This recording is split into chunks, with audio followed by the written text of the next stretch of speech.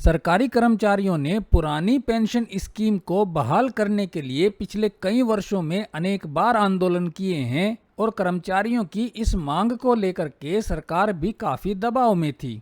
इसी कारण से सरकार के द्वारा एक नई पेंशन स्कीम को प्रस्तावित किया गया है, जिसे यूनिफाइड पेंशन स्कीम यानी कि यूपीएस का नाम दिया गया है।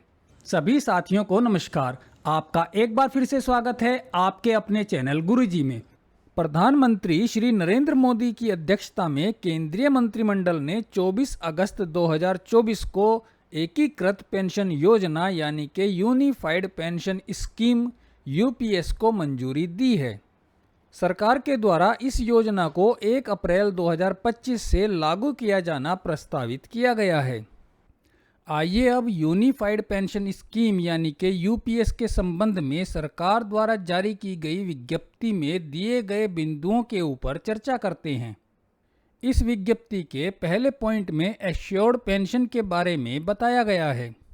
इस पॉइंट में बताया गया है कि जो सरकारी कर्मचारी 25 वर्ष की न्यूनतम सेवा को पूरा कर लेंगे, ऐसे कर्मचारियों को सेवानिवृत्ति से पहले अंतिम 12 महीनों में प्राप्त होने वाले मूल वेतन के औसत के 50% के बराबर पेंशन की राशि दी जाएगी।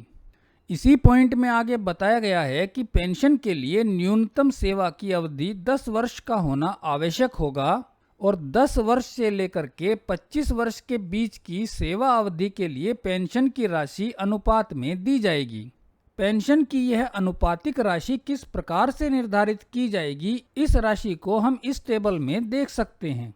पेंशन निर्धारित करने के लिए अंतिम 12 महीनों की जो एवरेज सैलरी ली जाएगी, उसके आधार पर 25 वर्ष की सेवा पूरी करने पर इस औसत राशि का 50% के बराबर पेंशन के रूप में दिया जाएगा।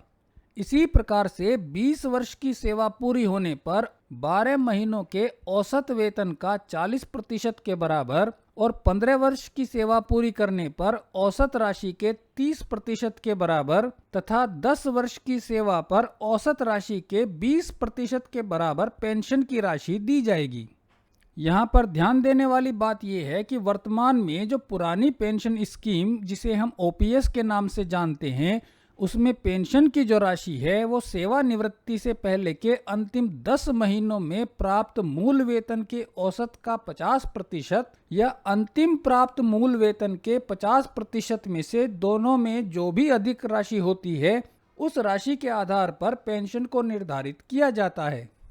इस प्रेस विज्ञप्ति के दूसरे पॉइंट में फैमिली पेंशन के बारे में बताया गया है। इस पॉइंट में दिया गया है कि किसी कर्मचारी की मृत्यु से ठीक पहले उसकी जो पेंशन होगी, उस पेंशन के 60% के बराबर फैमिली पेंशन की राशि को दिया जाएगा। यहाँ पर आपको ध्यान दिला दें कि पुरानी पेंशन स्कीम यानी कि ओपीएस में भी जो फैमिली पेंशन की राशि है वो सरकारी कर्मचारी के पेंशन के 60% के बराबर ही होती है। लेकिन यदि किसी कर्मचारी की सेवा अवधि के दौरान ही मृत्यु हो जाती है या सेवानिवृत्ति के बाद 67 ईयर की आयु के पहले ही मृत्यु हो जाती है, तो उस स्थिति में फैमिली पेंशन को 100% पेंशन के बराबर ही दिया जाता है, जिसे एनहांस्ड फैमिली पेंशन का नाम दिया गया है। पेंशन की इस नई स्कीम यूपीएस में इस बढ़ी हुई फैमिली पेंशन यानी कि एनहांस्ड फैमिली पेंशन के संबंध में अभी कोई स्पष्टता नहीं है। इस प्रेस विज्ञप्ति के तीसरे पॉइंट में मिनिमम पेंशन के बारे में बताया गया है। इस पॉइंट में दिया गया है कि कम से कम 10 साल की सेवा पूरी करने के बाद सेवानिवृत्ति पर कम से कम 10,000 रुपये प्रति माह की न्यूनतम पेंशन निर्धारित की जाएगी। यहाँ पर आपको ध्यान दिला दें कि पुरानी पेंशन स्कीम ओपीएस में पेंशन की जो न्यूनतम राशि है वो 9,000 रुपये प्रति माह निर्धारित की गई है।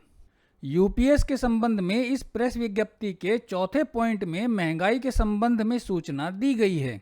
इस पॉइंट में बताया गया है कि पेंशन की राशि पर, फैमिली पेंशन की राशि पर और सुनिश्चित न्यूनतम पेंशन पर महंगाई सूचकांक के आधार पर डियरनेस रिलीफ यानी कि महंगाई राहत को दिया जाएगा।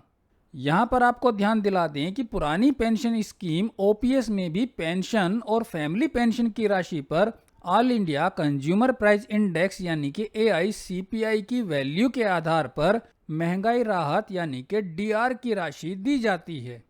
इस विज्ञप्ति के 5वें पॉइंट में सेवानिवृत्ति के समय एक मुश्त भुगतान के संबंध में जानकारी दी गई है।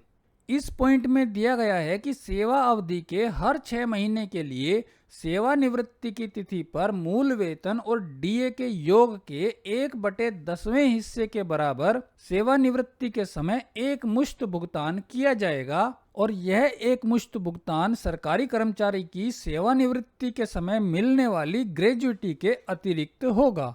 इसी पॉइंट में आगे क्लियर किया गया है कि भुगतान की इस राशि से पेंशन की धनराशि में कोई कमी नहीं की जाएगी। ग्रेजुइटी के अतिरिक्त मिलने वाले इस एक मुश्त भुगतान की राशि किस प्रकार से निर्धारित की जाएगी उसको हम इस टेबल में देख सकते हैं। जैसा कि हम यहाँ पर देख रहे हैं कि 10 वर्ष की सेवा पूरी करने के बाद 60 दिन के बेसिक पे और डीए के बराबर की राशि को एक मुश्त भुगतान के रूप में दिया जाएगा। इसी प्रकार से 15 वर्ष की सेवा पूरी करने पर 90 दिन के बेसिक और डीए के बराबर की राशि को, 20 वर्ष की सेवा पूरी करने पर 120 दिन के बेसिक पे और डीए के बराबर की राशि को और 25 वर्ष की सेवा पूरी करने पर 150 दिन के बराबर बेसिक और डीए की राशि को एक मुश्त भुगतान के रूप में दिया जाएगा। ओल्ड पेंशन स्कीम यानी कि ओपीएस, नेशनल पेंशन सिस्टम यानी कि एनपीएस और यूनिफाइड पेंशन स्कीम यानी कि यूपीएस का विस्तार में तुलनात्मक विश्लेषण अगली वीडियो में किया जाएगा और उसके आधार पर यह विश्लेषण करने का प्रयास किया जाएगा कि ओपीएस, एनपीएस और यूपीएस में से किस में सरकारी कर्मचारियों के लिए बेहतर प्रावधान दिए गए हैं। आज की वीडियो में बस इतना ही। अगली वीडियो में फिर आपसे मुलाकात होगी एक और नई जानकारी के साथ। अपना और अपनों का ख्याल रखें, स्वस्थ रहें, प्रसन्न रहें। नमस्कार।